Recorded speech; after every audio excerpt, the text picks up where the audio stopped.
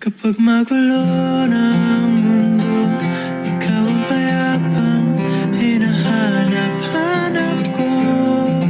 Hello mga lalay! It's been a while. Gikapoy pa jud in town of voiceover. Gimingaw na pa mo sa akong way lami nga tingog.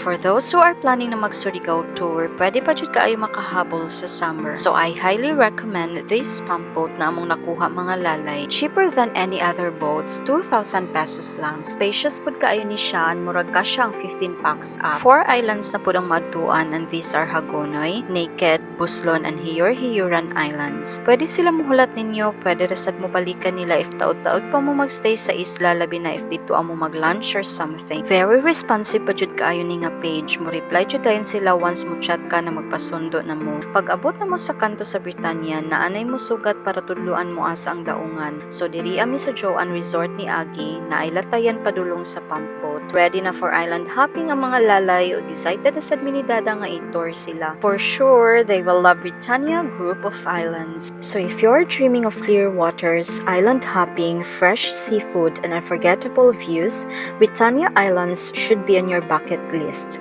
It's peaceful, it's stunning, and it's waiting for you. Don't just take my word for it, come and experience the beauty for yourself. If you have questions or need tips on planning your trip, feel free to drop a comment below. Don't forget to like, share, and subscribe for more travel adventures. Until next time, travel more, worry less, and keep chasing paradise. See you in Britannia. Kapag magulo na ang mundo, ikaw ang payapang hinahanap-hanap ko.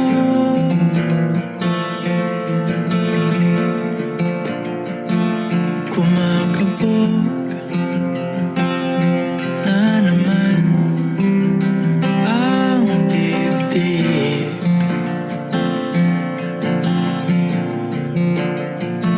Sa pagkabahala, nadala